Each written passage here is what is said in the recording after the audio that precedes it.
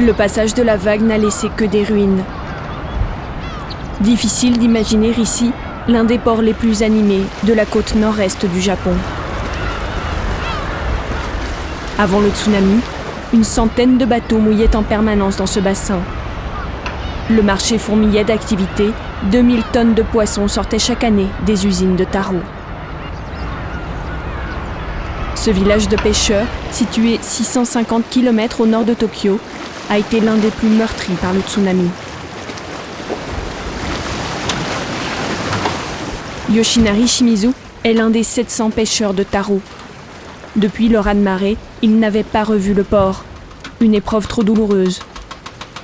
Il accepte, pour la première fois, de retourner avec nous à l'emplacement de son plus gros bateau.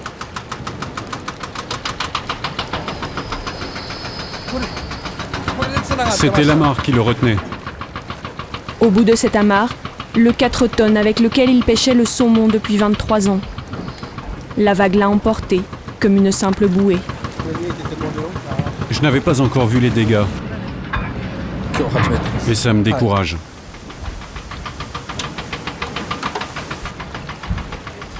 Je me sens si triste. Mon cœur a mal. Aucune trace de son embarcation, réduite en miettes ou emportée au large. Quelques centaines de mètres plus loin, Yoshinari aperçoit une carcasse de navire. Ah, je le connais celui-là. Il était amarré juste à côté du mien. Il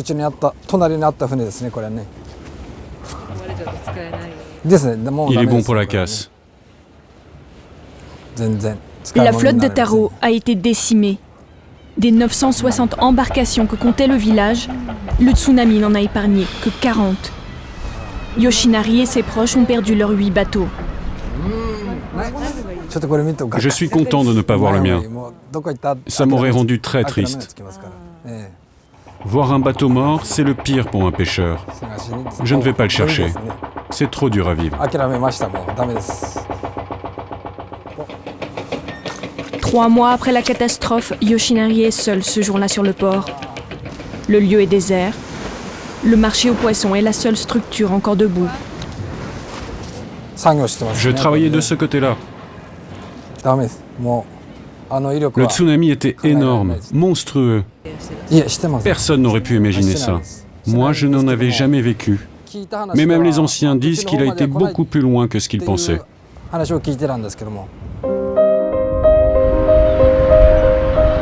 En 1933, un précédent tsunami avait déjà frappé Taro. Mais la vague avait alors été 3 fois moins haute que cette fois-ci. Depuis, le village était réputé avoir construit la meilleure protection anti-tsunami du monde, la Grande Muraille de Chine du Japon, comme l'a surnommé fièrement le gouvernement.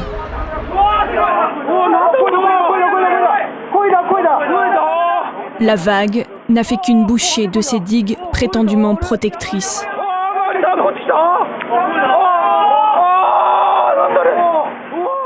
Sur cette vidéo amateur, on aperçoit même quelques inconscients partis admirer le tsunami depuis la digue. Ils seront emportés.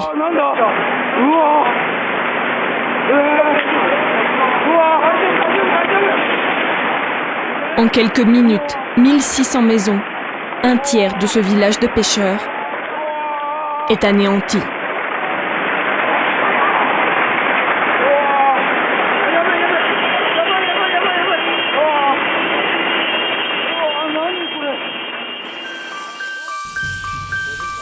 Pour héberger les habitants qui ont tout perdu, la mairie de Taro a réquisitionné un gymnase.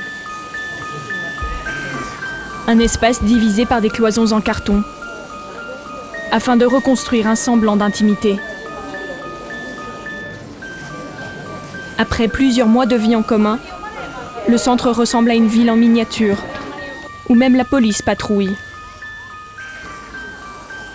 3 fois par jour, l'armée distribue à manger. Au menu, riz, soupe aux légumes et jus de fruits. Dans la file de distribution, nous découvrons Madame Shimizu et sa fille Airi. Le grand-père de la famille était pêcheur lui aussi. À 74 ans, il partait encore ramasser les filets tous les matins. Chez les Shimizu, d'aussi loin qu'ils se souviennent, le Pacifique les a toujours nourris. Avant la catastrophe, les hommes pêchaient et les femmes écaillaient le poisson. Autour de la table familiale, la question n'est pas réglée. Faut-il reprendre la mer ou pas?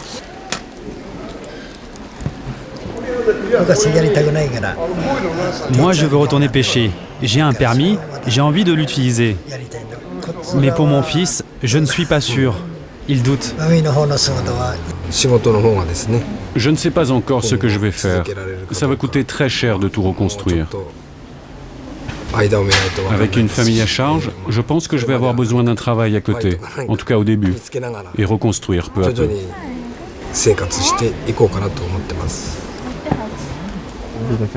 Il songe à devenir chauffeur routier, même s'il n'en a pas envie. S'éloigner de la mer rassurerait les enfants.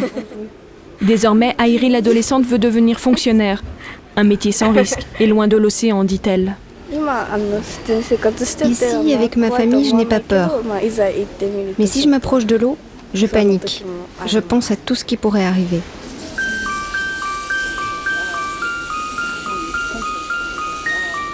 Dans quelques semaines, la famille Shimizu devrait quitter le gymnase pour s'installer juste en face, là où des préfabriqués sont en cours de construction. Chaque famille pourra y loger 2 ans sans payer de loyer. C'est ce qui a été décidé pour eux. Sauf pour ceux qui reprennent en main leur destin et la mer le plus vite possible. C'est l'objectif du grand-père Shimizu. Nous l'accompagnons auprès de l'association de pêche de la commune, se renseigner sur le plan de relance. Ici, c'était la compta. Et là, le service des ventes. La mairie de Taro est aujourd'hui en charge de la reconstruction des quais. Mais c'est aux pêcheurs de se débrouiller pour reformer la flotte. L'association a emprunté 1,5 million d'euros pour acheter 150 bateaux, qu'ils devront se partager entre les familles du village. Des bateaux d'1,8 tonne comme celui-là, on en a commandé 50. Et on a aussi pris 20 barques de 1 tonne comme celle-là.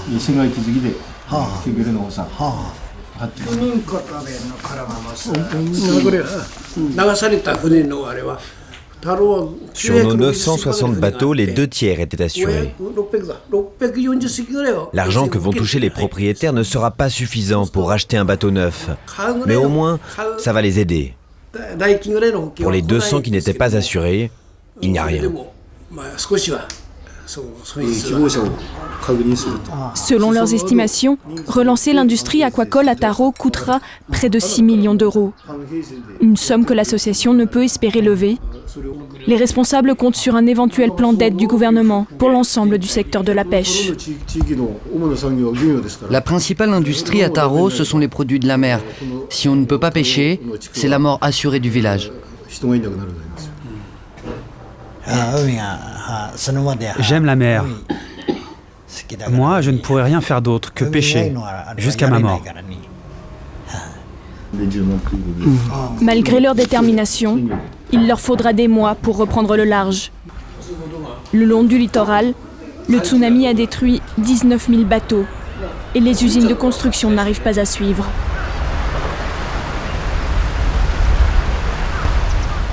Avec 33 000 km de côtes protégées par des digues, des exercices d'évacuation annuels, des milliers de panneaux d'avertissement.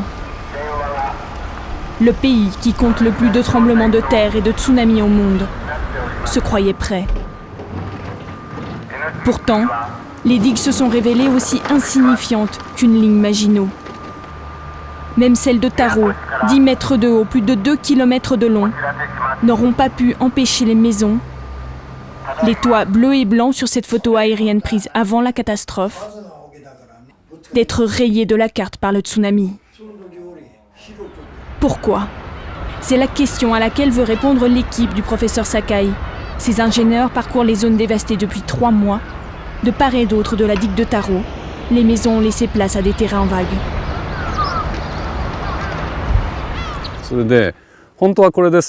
La digue, qui est encore debout là-bas, est la première, construite en béton dans les années 30. Comme les gens se sentaient protégés, ils ont commencé à construire au-delà de cette digue, là où nous nous trouvons maintenant. Donc dans les années 50, il a fallu construire une deuxième digue. Mais la même histoire s'est répétée, et donc il a fallu construire une troisième protection, un brise-lames à l'entrée de la baie. De ce côté-là, on sera plus près? Grâce à l'analyse de l'impact de la vague le long du rivage nippon, ces spécialistes des tsunamis espèrent tirer des leçons pour la reconstruction.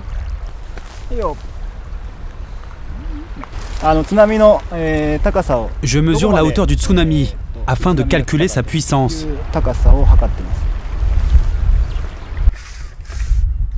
Avec une vague jusqu'à 38 mètres de haut, c'est le tsunami le plus violent qu'ait connu le pays. Ici passait la route principale. La digue a stoppé la vague, l'eau s'est mise à tourbillonner. Ça a créé ce trou.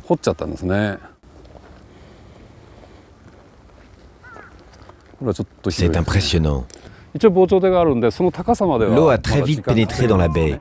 Mais entre la première et la deuxième digue, il y a quelques centaines de mètres qui se sont transformés en bassins. Le niveau de l'eau est monté, peu à peu, avant de passer cette dernière digue. Ce qui a donné aux habitants peut-être 1 minute ou 30 secondes pour s'enfuir. Ça semble peu, mais c'est ce qui a fait la différence entre survivre ou se noyer. Mais les digues de Taro ont aussi eu un effet pervers. Persuadés que cette muraille les protégerait, certains habitants ne respectaient plus les consignes de sécurité et ne s'enfuyaient plus lorsque l'alerte était donnée. Bonjour, je viens de l'université d'Iwate. Comment avez-vous vécu le tremblement de terre? Cet homme a perdu des amis montés sur la digue après le séisme pour regarder la vague arriver.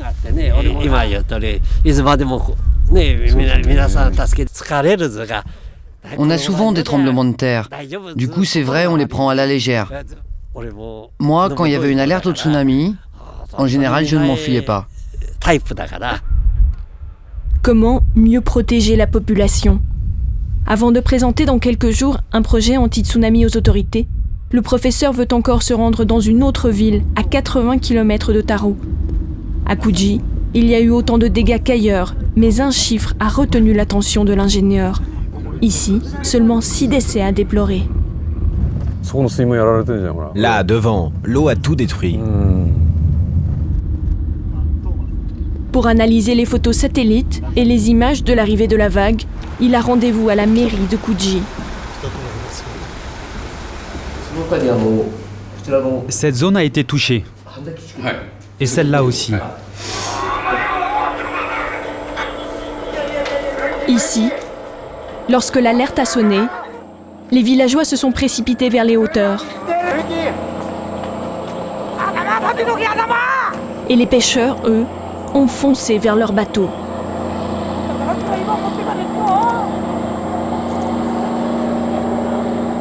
Affronter la vague de face, comme vont le faire les 2 chalutiers à l'image, c'est la seule solution pour sauver une embarcation en cas de tsunami.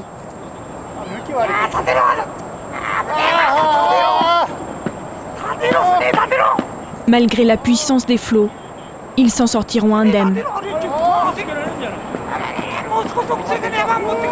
Tous les habitants de Kuji, sans exception, étaient parfaitement rodés aux exercices d'évacuation. Pour diminuer encore plus les risques, l'idéal, ça serait que les gens n'habitent pas près de la mer et déménagent vers les collines. Mais les Japonais sont très attachés à leurs terres. Au moins ici, comme la population était bien informée, ça a limité le nombre de victimes quand les digues n'ont pas tenu. La leçon que je tire de ce qui est arrivé, c'est qu'il faut sans cesse préparer les gens à avoir les bons réflexes et construire des structures pour les protéger. Ceux qui disent que les digues sont inutiles, c'est exaspérant et dangereux. Sans digues, les dommages seraient bien pires. Sans sensibilisation, les victimes seraient bien plus nombreuses.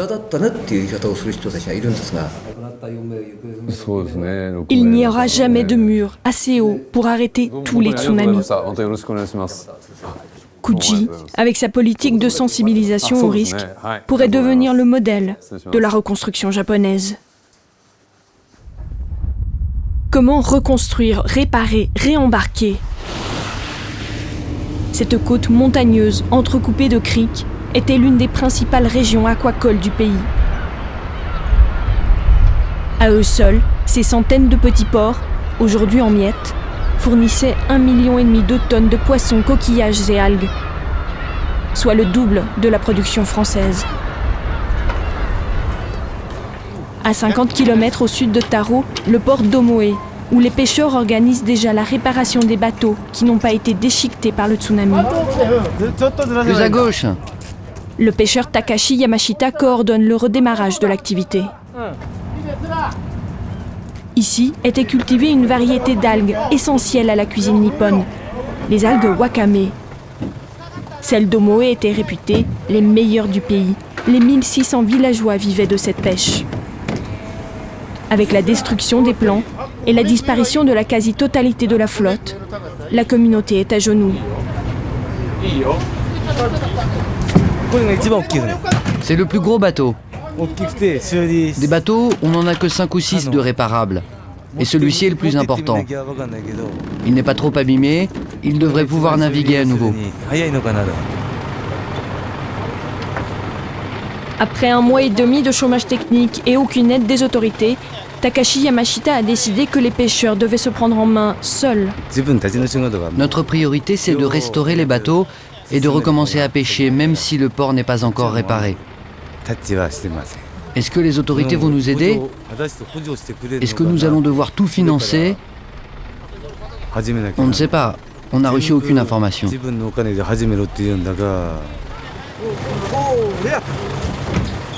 Le convoi emportera 2 bateaux sur un chantier naval à plusieurs heures de route, sans savoir encore si l'atelier fonctionne depuis le tsunami. Le village d'Omoe est situé sur un escarpement. La vague n'a pas atteint les maisons posées en hauteur. Seul le port, dans la crique, a été englouti. Une fois le chargement des bateaux terminé, Takashi nous emmène sur le quai où les pêcheurs errent désœuvrés. Tous sont inquiets sur l'avenir de leur métier. 350 km plus au sud, la centrale nucléaire de Fukushima a relâché dans le Pacifique plus de 11 000 tonnes d'eau contaminée par des particules radioactives. Selon les autorités, les produits marins de cette région ne seront pas affectés. Les pêcheurs n'en croient rien.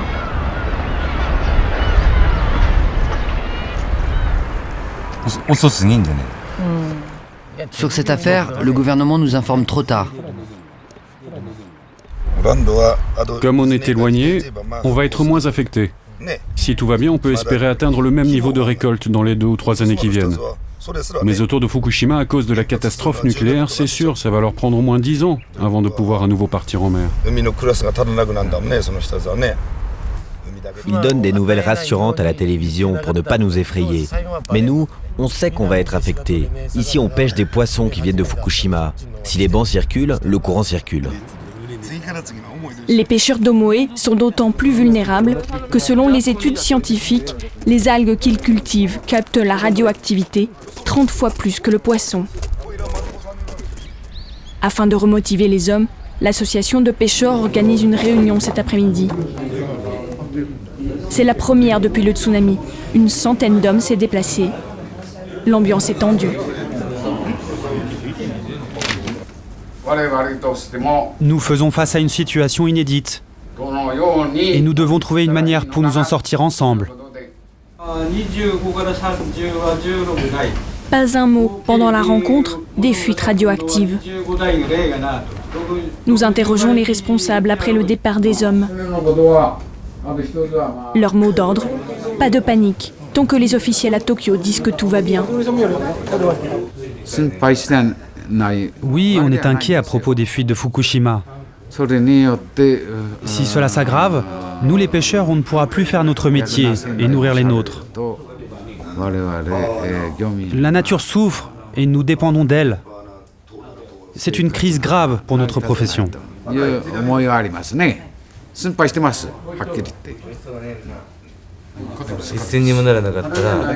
Si après tous ces efforts nous ne pouvons rien vendre, nous serons les dindons de la farce. La moitié des pêcheurs présents cet après-midi pensent comme moi. Mais il n'y a rien à faire. Il faut sortir en mer, récolter, récolter, et espérer que tout cela se tasse. La réunion débouche sur un résultat concret. Le lendemain, les marins ont réuni les quelques barques en état de naviguer.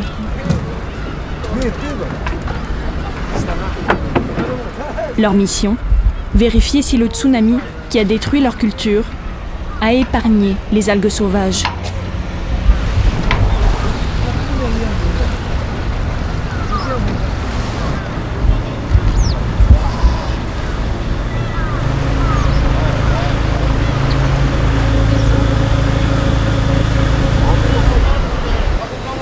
Regarde là-bas, la zone la plus sombre. Ils espèrent récolter des semences pour relancer l'aquaculture d'algues.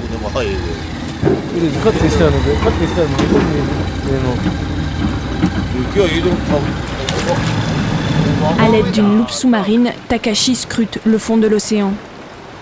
Après avoir parcouru plusieurs criques vides, enfin, la bonne nouvelle. Des algues. C'est bon, toute la zone noire là. C'est du wakame. Environ 10 tonnes d'algues les entourent.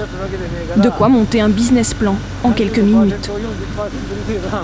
Si on pêche 1 tonne de wakame, ça fait 400 kilos de produits finis. Ouais, on pourrait empocher 2000 € au moins.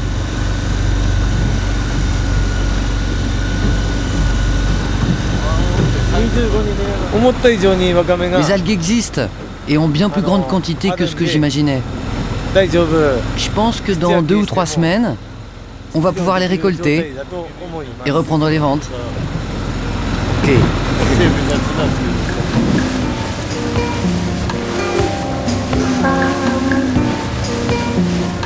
Oubliez la violence du tsunami et la peur des contaminations.